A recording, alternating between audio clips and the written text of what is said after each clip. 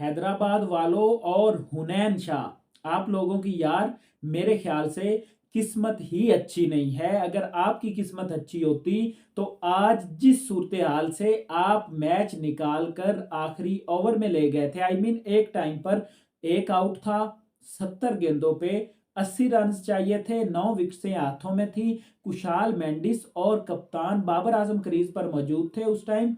ऐसा दूर दूर तक दिखाई नहीं दे रहा था कि ये मैच आखिरी गेंद तक हैदराबाद खींच के लेकर जाएगी। Well done, well fought Hyderabad and Hunain Shah, but आप उस लाइन को क्रॉस नहीं कर पाए। आप पीएसएल की हिस्ट्री में पहली जीत आज दर्ज कर सकते थे।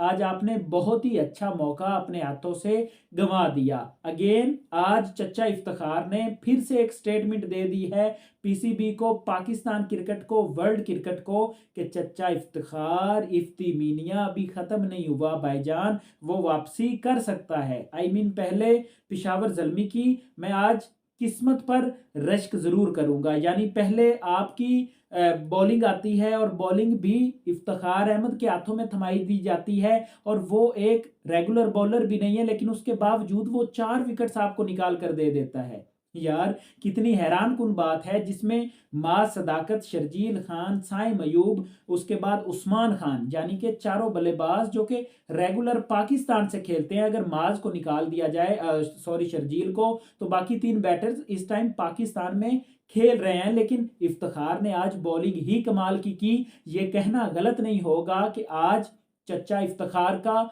दिन था। पहले तो बॉलिंग में उस बंदे ने कमाल किया, 4 ओवर्स में सिर्फ 21 रन देकर 4 खिलाड़ियों को आउट किया। और फिर बैटिंग की जब बारी आई आखिरी ओवर में, हुनैन शाह, वो हुनैन शाह जो कि पहले 2 ओवर्स में सिर्फ 7 रन देकर 2 खिलाड़ियों को आउट कर चुका था, उस हुनैन शाह के हाथों में बॉल थमा दी जाती है। और 14 रन जब बोर्ड पर थे तो ऐसा दूर दूर तक नहीं लग रहा था कि यार चचा इफ्तिखार पहली गेंद पर चौका मारेगा, फिर चौथी गेंद पर छक्का लगा देगा। ऐसा किसी के वहमो गुमान में भी नहीं था। हालांकि मैं ये सोच रहा था कि ये मैच इजीली पिशावर जो है वो हार जाएगा और हैदराबाद इस मैच को 7-8 रनों से जीत जाएगा, क्योंकि वहां पर सिर्फ एक विकेट निकालना था। और मैं ये, हुनैन शाह अभी तक इतने एक्सपीरियंस नहीं है, यहाँ पर अगर कोई एक्सपीरियंस वाला बॉलर होता ना तो वो जरूर ये ओवर बचा जाता, क्योंकि पिच उस तरह से बैटिंग को हेल्प नहीं दे रही थी। ये हमने दोनों इनिंग्स में देखा था, बॉल स्लो आ रहा था, रुक के आ रहा था,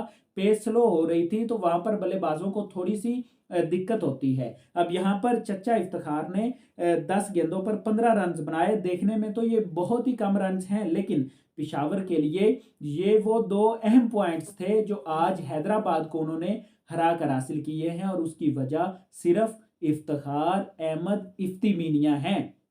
दूसरी तरफ अगर हम हैदराबाद की बल्लेबाजी की बात करें तो आज फिर माज सदाकत ने अच्छा कैमियो खेला। 8 गेंदों पर 17 रन, 3 चौके।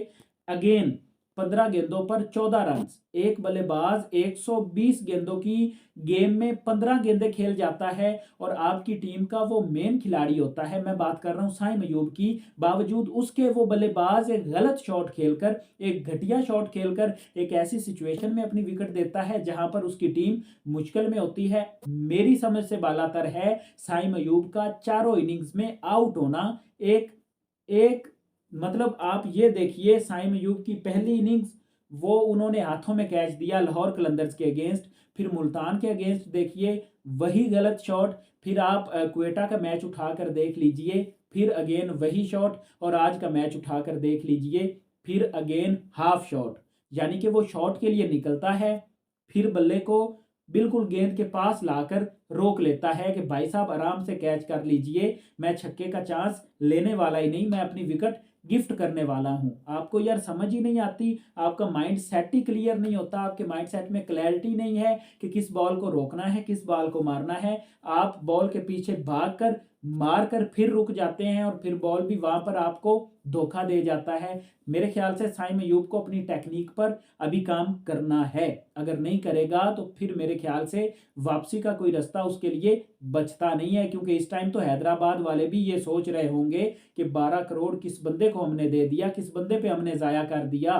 दूसरी तरफ अगर हम देखें तो शर्जील खान भी आज इफ्तिखार अहमद का शिकार हुए, जहां पर उसने कटर खेलने की कोशिश की, बॉल थोड़ा सा अंदर को स्किड करके आया और उसकी विकेटें उड़ा दी। मार्नस लबुशेन यार, जिस बंदे को उसके देश की लीग में नहीं खिलाया जाता, बिग बैश में उन्हें नहीं खरीदा जाता, वो उसे टी20 का प्लेयर ही नहीं कंसिडर करते। और ये हकीकत भी है कि लबुशेन एक टी20 का प्लेयर नहीं है। आपके पास बाहिर शयान जंगीर जैसा कमाल का बल्लेबाज, यूएसए से उसका ताल्लुक है, यूएसए की टीम से खेलता है तो पाकिस्तानी, लेकिन बहुत ही कमाल का वो बल्लेबाज है। आप उसे एज अ ओपनर खिला सकते हैं या आप उसे मिडल ऑर्डर में भी खिला सकते हैं। उस बंदे को चांस देना चाहिए, मार्नस लबुशैन को थैंक यू वेरी मच बोल देना चाहिए। आज भी 27 गेंदों पर 27 रन, यार थोड़ी सी तो इसे शर्म आनी चाहिए। और ये जिस टाइम क्रीज पे मौजूद था ना, दूसरी तरफ से कुशाल परेरा जो है इस पर प्रेशर भी नहीं पड़ने दे रहा था। वो स्ट्राइक रेट भी अच्छा उसने मेंटेन किया हुआ था, तो इसे चाहिए था थोड़ा सा अपने स्ट्राइक रेट को बेहतर करता, लेकिन एक टेस्ट प्लेयर यही कर सकता है, रन अप बॉल ही खेल सकता है, और वही उसने किया। उस्मान खान 0, मार्नस लबुशेन 27, और फिर कुशाल परेरा इस पूरी इनिंग्स में एक वाहिद बल्लेबाज था जिसने इंटेंट दिखाई और उसने बताया कि मुझे पहले मैच के बाद क्यों ड्रॉप किया गया था, हालांकि मैं इस टीम में सबसे बेहतर बल्लेबाज हूं।